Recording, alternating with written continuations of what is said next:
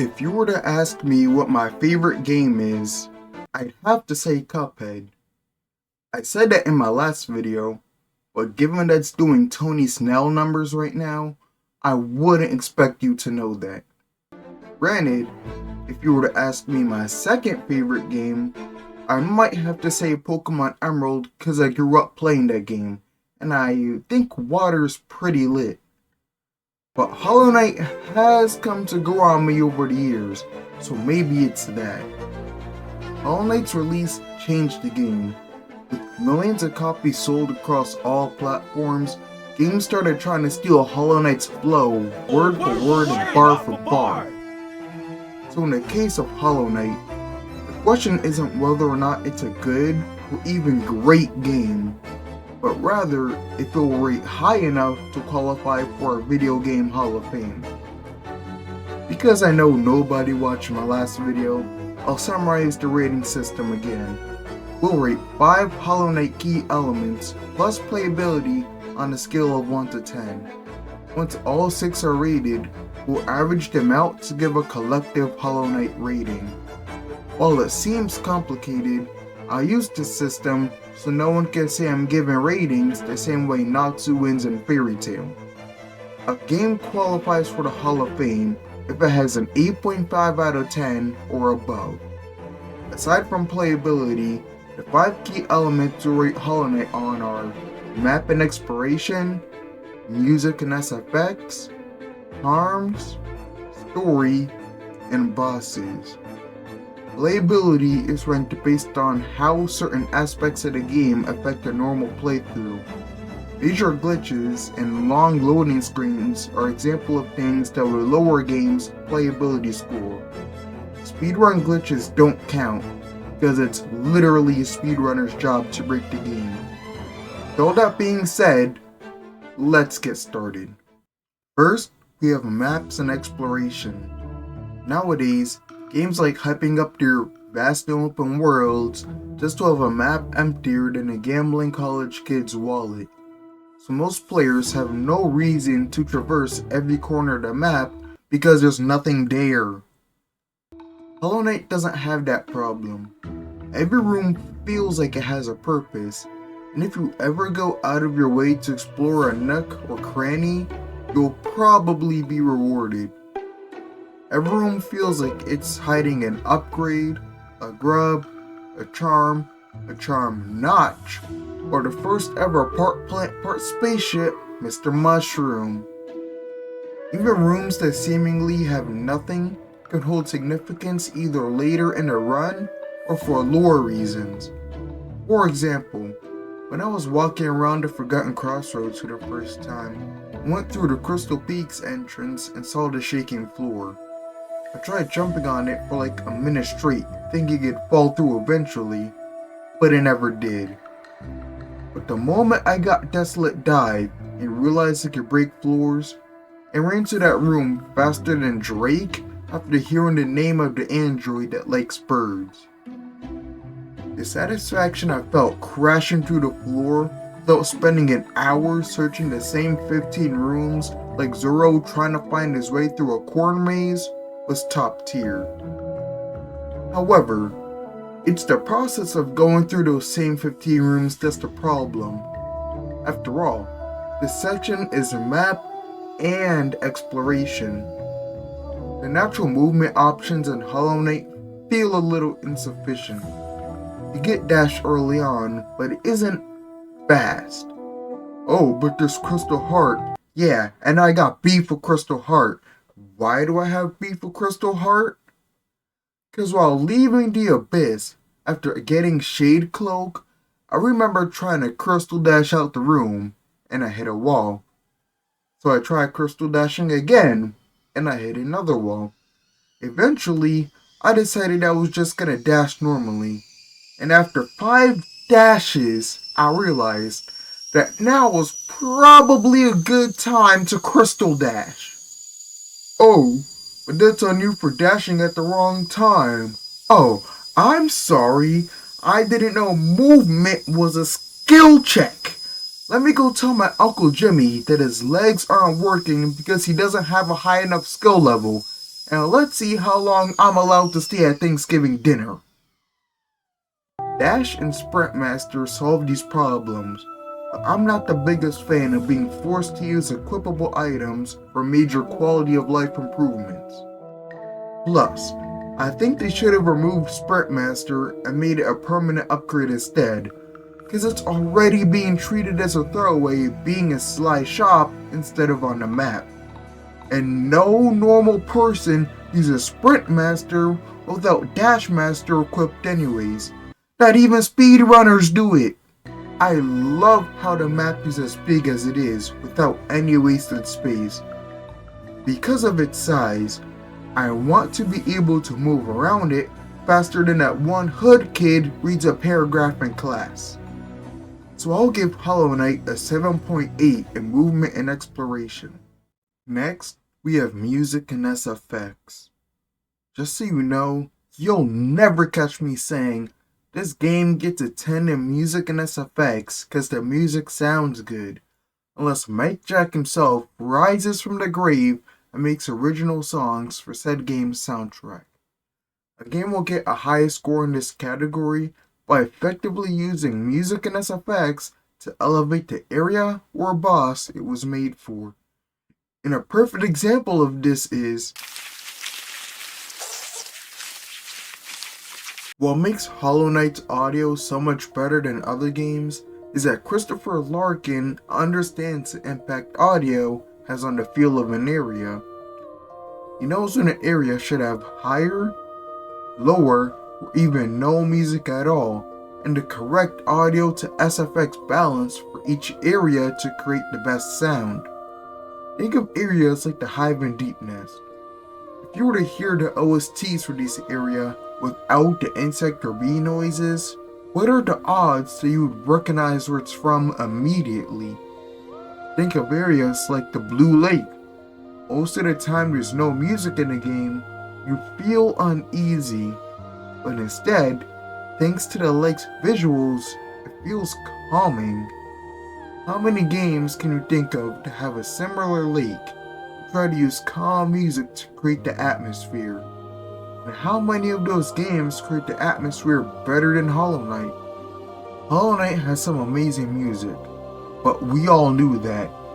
The soundtrack you could find on Spotify alone will be enough to give this game's soundtrack a 7 or 8. But it's because of how Team Cherry utilizes their audio that Hollow Knight is getting a 9.5 with music and SFX. Remember how I said everyone tried to steal Hollow Knight's flow? Yeah, I wasn't joking. Hollow Knight isn't the first game to have an equipable upgrade system, but to my knowledge, it's the first game to utilize this system as a main crutch of all aspects of the game. Pre-Hollow Knight, equipable upgrades were formed solely around combat, but Hollow Knight expanded that system to include aspects of the game like quality of life and exploration. Wayward Compass was more clutch than 2016 LeBron, helping me navigate the map when I first played the game and helping me spin back to find grubs even after completing it. Gathering Swarm and Fragile Greed slashed my grinding time in half when I was gathering Geo to get the Unbreakable charms. Dash Master and Sprint Master were like Kobe and Shaq, the way I used them to grind a Hunter's Journal to find collectibles with maximum efficiency. But don't let that distract you from the combat options either.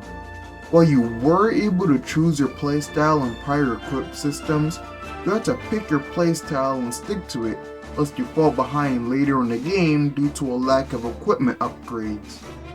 Both Hollow Knight's charm system, players are free to customize their battle styles at will, as long as it's within the charm notch limit. But even that's not true, because Team Cherry added a status called Overcharmed, which doubles damage taken in exchange for going over the limit. Aside from unreasonably high cost for charms like Deep Focus, Johnny's Blessing, Soul Eater, and King Soul, the only real issue I have for the charm system is, ironically, an over-reliance on said system. As I saw with Sprint Master in the exploration section, I feel like some charms would feel better as permanent upgrades you can find on a map.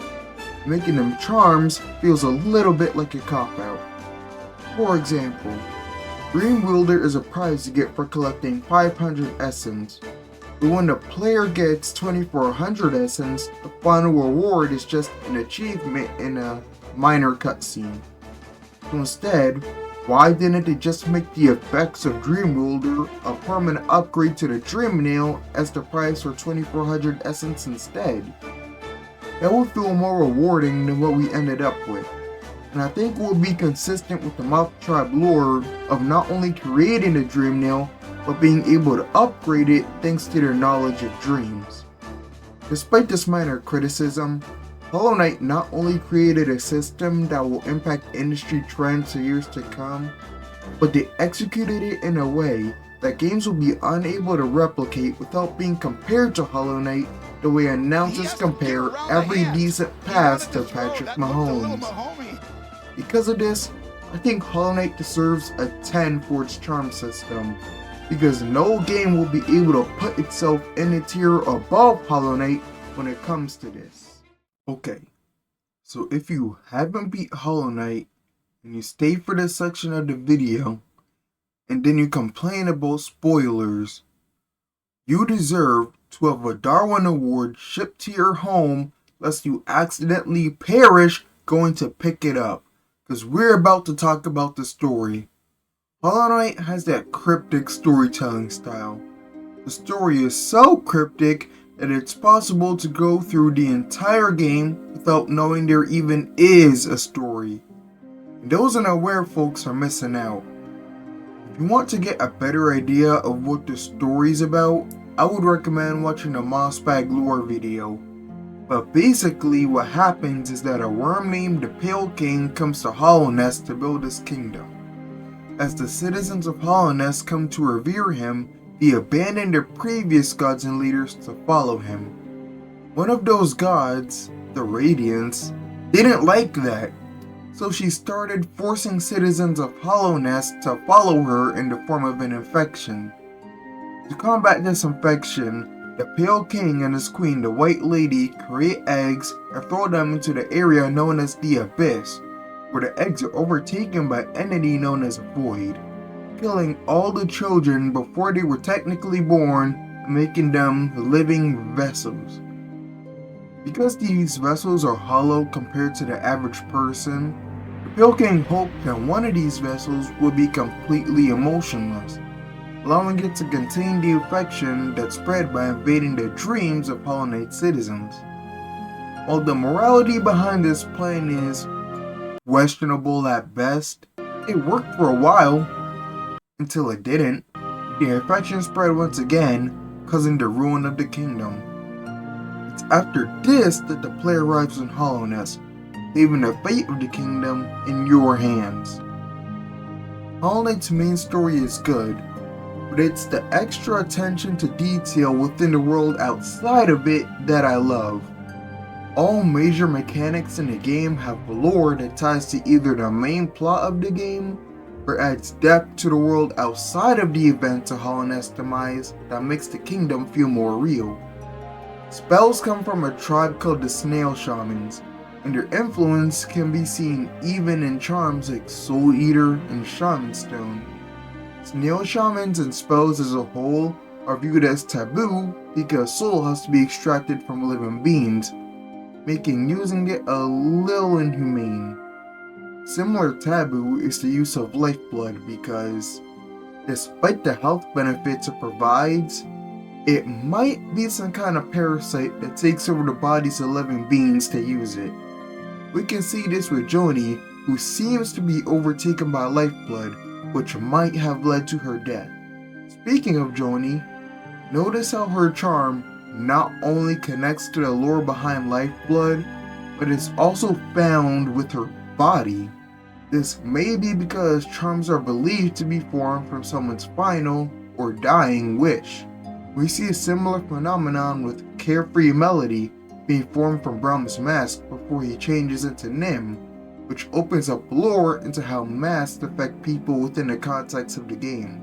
Many games have a good storyline, but don't do enough to intertwine this story with the world we're interacting with, make the world around the story feel smaller than it may actually be.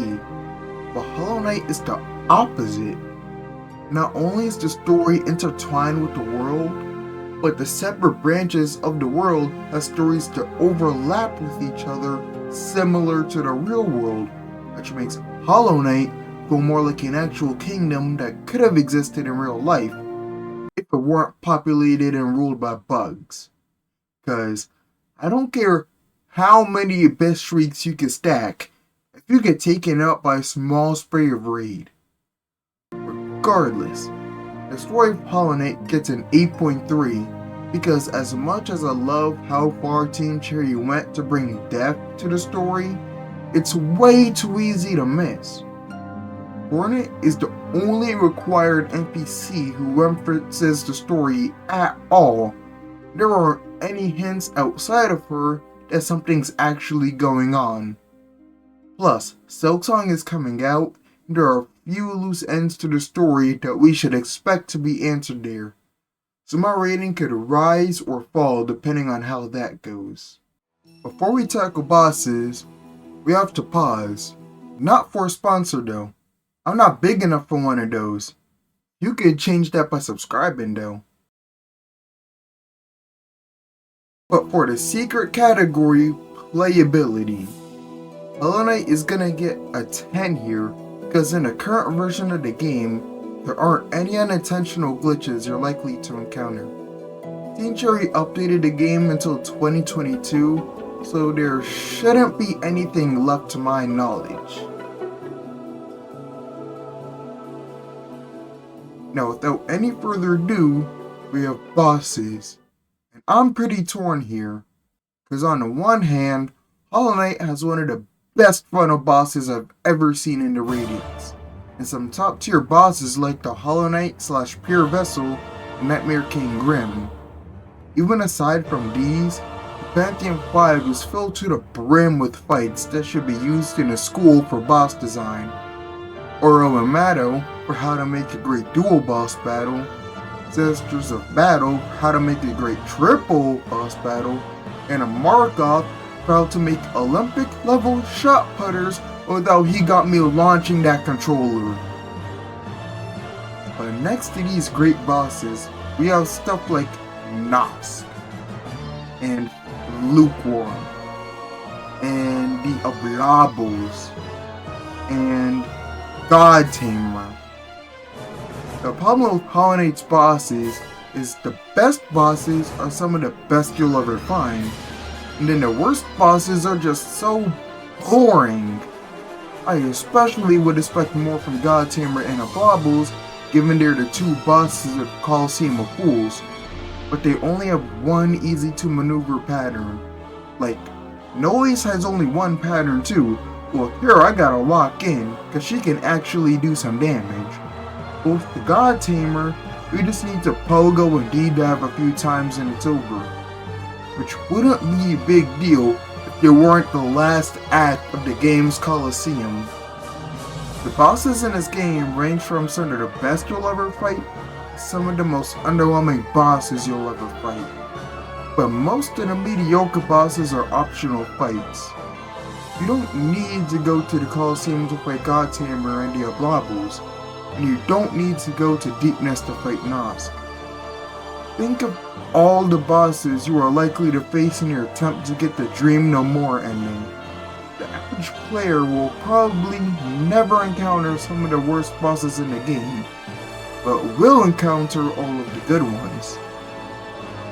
Because the highs of the Hollow Knight boss experience are in the stratosphere, and you're more likely to encounter the good bosses than the bad ones, I'm going to give Hollow Knight above an 8 for bosses, but because those lows exist, I refuse to give Hollow Knight a 9. So I think the best score for Hollow Knight's bosses is an 8.5. So with a 7.8 in movement and exploration, a 9.5 in music and SFX, a 10 in charms, an 8.3 in story, a 10 in playability, and an 8.5 in bosses, Hollow Knight gets a rating of 9 out of 10. Aside from being two of my favorite games, I chose Cuphead and Hollow Knight as my first two videos because I felt they perfectly represent the quality I expect from a Hall of Fame caliber game.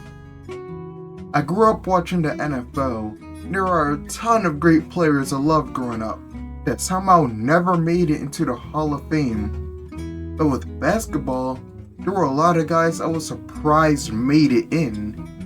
Despite all the players in both Hall of Fames being great, the Pro Football Hall of Fame holds way more prestige than the NBA Hall of Fame because the NFL knows how to separate the great from the best. And that's what I plan to do here. My goal is to ensure that the developers put their blood, sweat, and tears into making the best product they can get the recognition they deserve. But because I'm one person, I'm bound to make mistakes. If you believe I over or underrated anything in this video, make sure to let me know in the comments. But I've been on the internet too, so please make sure you're civil and most importantly, that you know what you're talking about. If your reasoning is sound enough and the consensus agrees, I'm always willing to do a re-ranking. And with that, I'll see you next time.